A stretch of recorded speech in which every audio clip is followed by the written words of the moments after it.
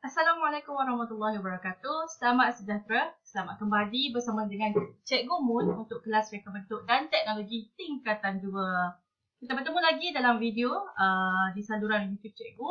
Jadi Cikgu nak minta jasa baik sebelum anda teruskan untuk menonton video Cikgu. Yang mana yang belum subscribe, tolong subscribe ke saluran YouTube Cikgu. Tekan butang subscribe dekat bawah tu supaya setiap kali Cikgu muat naik video-video pengajaran berkaitan dengan subjek reka bentuk dan teknologi, awak boleh dapat makluman dan notification. Jangan lupa tekan butang loceng juga. Okey. Baik, untuk kali ini kita masih lagi dalam bab reka bentuk makanan. Tetapi cikgu nak mengajar reka bentuk makanan ni berdasarkan project based learning, pembelajaran berasaskan projek.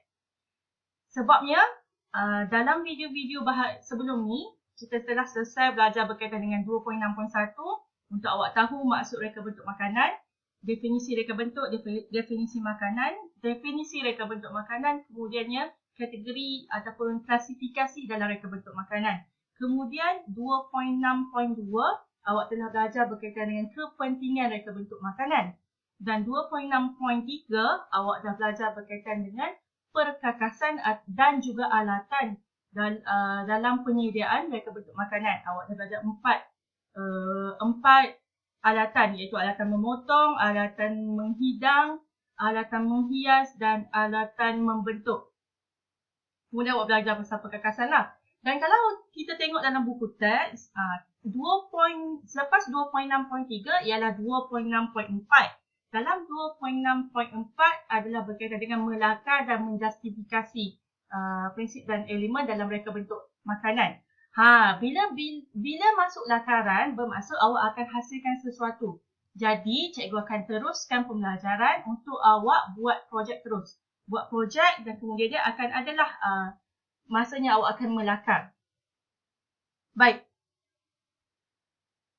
Sebelum cikgu mula menjelaskan tentang apa projek reka bentuk makanan yang kita nak buat, cikgu nak tunjuk sesuatu dulu.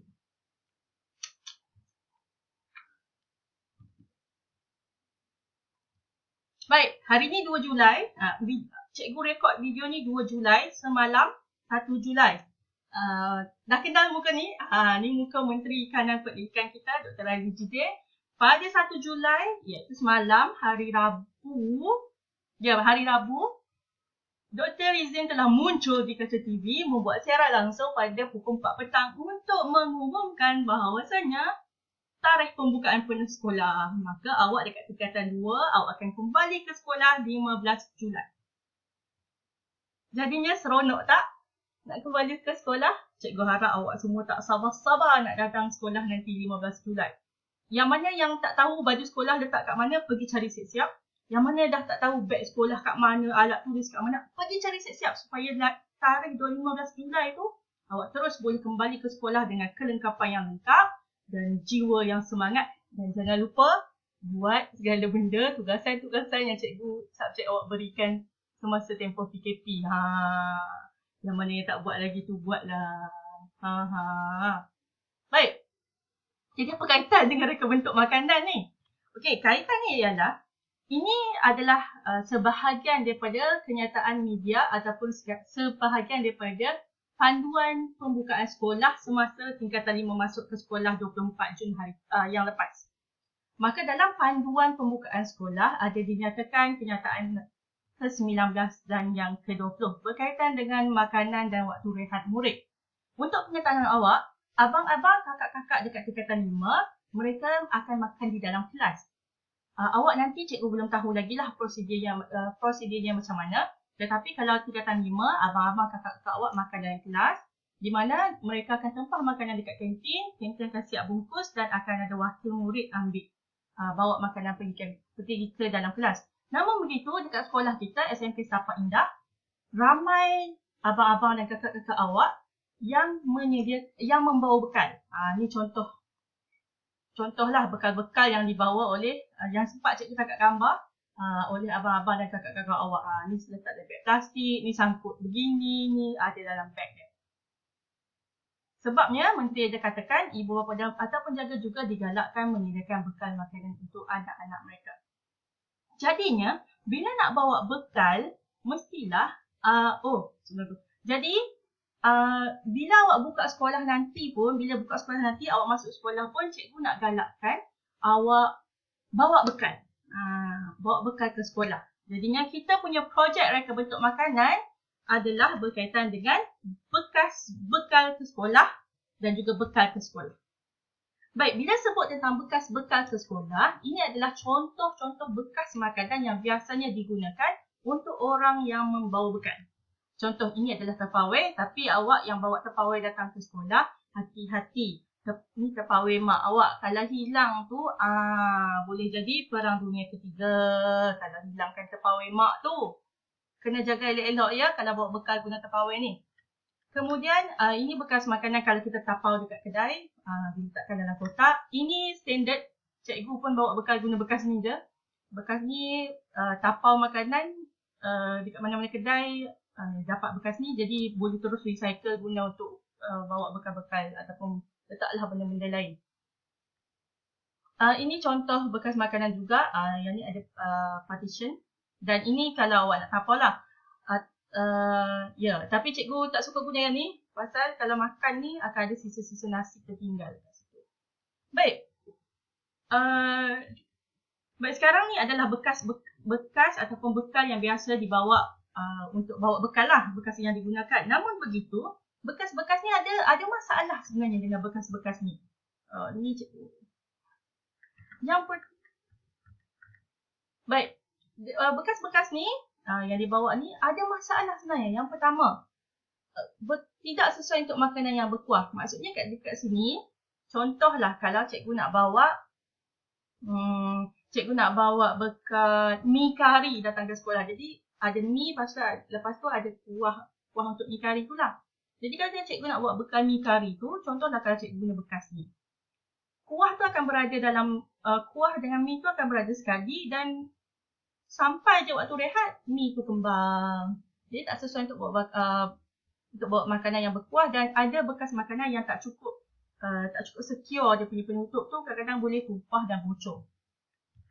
Masalah yang kedua yang cikgu dapat kenal pasti dengan bekas makanan ni, memerlukan kepada penggunaan plastik ataupun beg untuk menyimpan bekas makanan. Kalau awak tengok gambar sebelum ni, gambar ni nampak abang-abang awak, kakak-kakak awak mesti akan bawa bekas makanan tu dalam plastik. Ni pun dalam plastik, dia tak terpawai atau tak plastik. Kemudian ni bawa bekas makanan. Jadi itu adalah masalah sebenarnya sebab pagi-pagi awak bukan setakat nak kena cari terpawai tu, awak nak kena cari plastik pula, bergaduh pula dengan mak, nak bawa macam mana ni, tak ada bekas, tak ada plastik nak bawa, nanti bocor. Jadi perlukan kepada penggunaan plastik. Dan awak juga tahu sekarang ni kita ke arah menjaga alam sekitar dan kita di mana-mana dekat dalam negara Malaysia ni ataupun di dunia sekalipun akan ada kempen no plastic bag. Kalau kita pergi dekat shopping complex pun biasanya nak guna plastic bag kena bayar. Jadi cikgu kalau boleh kita tak naklah membanyakkan penggunaan plastic bag. Yalah kalau awak sekolah 5 hari Isnin sampai Jumaat dah 5 plastic bag awak guna. Dah tak selamat untuk alam sekitar, tak bagus untuk alam sekitar. Masalah yang ketiga yang cikgu kena pasti, tiada ruang kas untuk meletakkan sudu dan garpu. Maksudnya nampak bekas-bekas ni biasanya sama ada awak letak sudu garpu kat luar ataupun letak kat dalam. Kalau awak bawa nasi yang ada lauk, nanti sudu garpu tu pun kotor sekali sebab terkena kuah-kuah tu. Dan masalah yang keempat, mudah bocor tadi cikgu dah sebut. Jadi, bila kita berdepan dengan masalah ini bila menggunakan bekas makanan, maka timbullah persoalan berkaitan bagaimana untuk mereka bentuk bekas makanan yang dapat menyelesaikan masalah yang telah dikenal pasti. Maksudnya awak dah kenal pastilah ni masalah-masalah dia, cikgu dah kenal pasti. Ni masalah-masalah. Jadi, macam mana kita nak reka bekas makanan yang dapat menyelesaikan masalah yang telah dikenal pasti? Jadi, inilah projek yang cikgu nak awak buat. Dan bagaimana kita nak buat? Apakah proses dalam kita nak buat projek ni? Kita ada langkah-langkah ni. Kalau awak ingat semasa awak belajar berkaitan dengan tajuk aplikasi teknologi, Ini awak dah pernah jumpa dengan carta alia dalam proses pembuatan. Bermula dengan proses perancangan, kita buat kaji selidik, lepas tu buat lakaran lukisan, kemudian hasilkan model, lepas tu penilaian pengujian, barulah kita buat penambahbaikan dan bina produk. Jadi ini adalah projek yang kita akan buat untuk reka bentuk makanan. Kita akan ikut langkah-langkah ni. Jadi, mesti awak lepas tengok ni, awak kata, alamak cikgu, cikgu macam mana nak mula? Jangan risau, cikgu tunjukkan cara macam mana kita nak mula buat projek ni. Jangan risau, sebut projek je awak jangan ingat berat. Benda ni tak berat. Cikgu rasa insyaAllah senang. Dan akan membantu awak untuk memahami dengan lebih lanjut berkaitan dengan reka bentuk makanan. Yang pertama, awak kena tahu hala tuju projek. Baik, untuk projek ni ada 3 benda yang cikgu nak awak capai dan buat. Yang pertama, semua orang akan hasilkan model bekas makanan. Cikgu nak model. Abaikan yang cikgu tunggu mock up tu. Cikgu nak model. Tetapi awak jangan risau. Kita tak akan buat bekas makanan tu daripada... Kita tak akan reka bekas makanan yang baru. Sebaliknya, kita akan gunakan bekas makanan yang ada, tetapi kita akan inovasikan bekas makanan tu dengan menambah ataupun menukar beberapa perkara. Maksudnya, guna bekas yang sedia ada. Inovasikan sahaja. Yang kedua, semua langkah dalam penghasilan produk sepanjang awak nak hasilkan model ni, awak kena rekodkan dalam satu booklet. Ni contoh booklet dia. Ni dah gambar, ini contoh dalam fizikal. Maksudnya, semua orang kena hasilkan benda ni. Ini adalah rekod awak berkaitan langkah penghasilan. Dan di sini jugalah nanti, bila buka sekolah nanti, cikgu akan kutip booklet ni dan cikgu akan bagikan markah. Cikgu akan tanda dan cikgu akan bagikan markah. Dan semua orang kena membentangkan hasil produk yang telah dihasilkan. Ia akan mengikut langkah ni lah, carta alia proses pembuatan ni. Ini adalah langkah yang kita akan ikuti. Jadi, ikut langkah ni. Dan apabila awak dah selesai buat semua langkah ni, semua langkah yang cikgu nyatakan di sini, cikgu tunjukkan di sini, maka sebenarnya awak layak untuk mendapat tahap prestasi 3, tahap prestasi 4, tahap prestasi 5 dan tahap prestasi 6. Tahap prestasi 3 ni bila awak berjaya untuk buat lakaran dengan betul. Mengikut kehendak dan keperluan dalam buat lakaran tu lah, awak layak untuk dapat TP3, tahap prestasi 3. Inilah yang cikgu akan nilai di sini dan cikgu akan memberikan TP-TP tu di sini. Berdasarkan dokumentasi awak dan produk akhir awak nanti. Baik, seterusnya, mesti awak tanya cikgu, agak-agak berapa lama kita nak buat projek ni?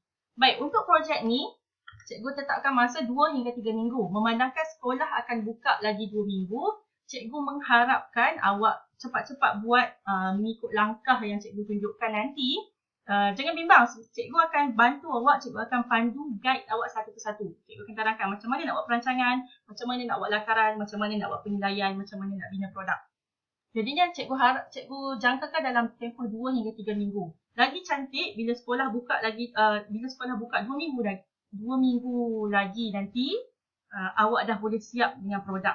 Maksudnya, hari pertama kita berjumpa dalam kelas RBT, awak akan makan bekal berdasarkan projek ni. Guna bekas projek ni dan makanan susunan makanan dalam projek ni. Kemudian, cikgu dah terangkan, cikgu akan bagi video pengajaran dan panduan untuk panduan bagi setiap langkah. Jangan risau, cikgu akan bimbing awak satu persatu. Jadi tiada alasan macam cikgu saya tak tahu lah nak buat apa. Sebab cikgu akan bagi tahu macam mana nak buat. Baik, apa yang kena awak sediakan untuk projek ni? Ini adalah senarai dia. Awak perlukan 4 keping kertas A4, lipat 2 dan stapler di tengah. 4 keping. Cikgu guna 4 keping ni. Sekeping, 2 keping, 3 keping, 4 keping. Kemudian, ni A4 kan? Cikgu lipat tengah. Lipat dekat tengah. Lipat tengah, jadilah macam buku. Jadi, cikgu nak 4 keping je kertas A4, lipat 2. Dan cikgu akan terangkan setiap halaman ni, apa yang perlu diisi. Dan kena ada pensel warna untuk lakaran. Sebab nanti awak akan buat lakaran waktu buat proses lakaran ni. Jadi, kita akan berjumpa dekat video bahagian kedua untuk kita mulakan terus projek ini. Baik, kita jumpa dekat video bahagian kedua nanti.